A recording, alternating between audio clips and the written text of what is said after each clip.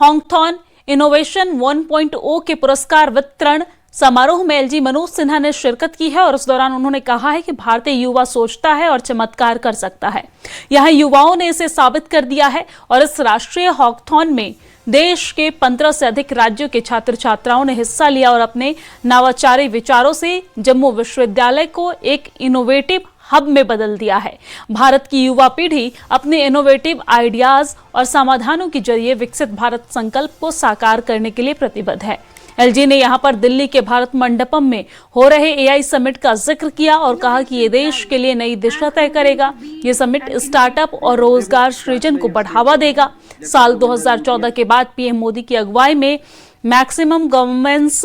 Minimum government की अवधारणा का जिक्र करते हुए एलजी मनोज सिन्हा ने कहा है कि शिक्षा व्यवस्था में पढ़ाने से आगे बढ़कर सीखने की प्रक्रिया पर जोर देना होगा और आर्टिफिशियल इंटेलिजेंस मानव बुद्धिमत्ता यानी कि एआई की जगह नहीं ले सकता है और लेकिन उसे मजबूत और भी करना जरूरी है। इनोवेशन 1.0 का समापन समारोह केवल पुरस्कार, सर्टिफिकेट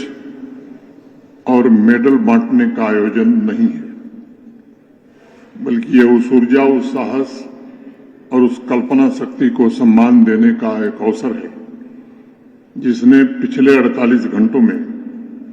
जम्मू यूनिवर्सिटी के कैंपस को एक जीवंत इनोवेशन लेबोरेटरी में तब्दील कर दिया है। इसलिए मैं इसे एक इवेंट नहीं बल्कि युवा संकल्प की घोषणा के तौर पर देखता हूं, जिसमें देश भर से आए युवाओं ने एक स्पष्ट, निर्भीक और आत्मविश्वास से भरी घोषणा की है कि भारत का नौजवान सिर्फ भविष्य का मूक दर्शक नहीं होगा, बल्कि उसका आर्किटेक्ट भी बनेगा। पिछले 2 दिनों में देश भर से आए under graduate, post graduate, PhD students, innovators, Jammu Kashmir के स्टार्टअप एंटरप्रेन्योर्स ने यह साबित किया है कि भारत की अगली पीढ़ी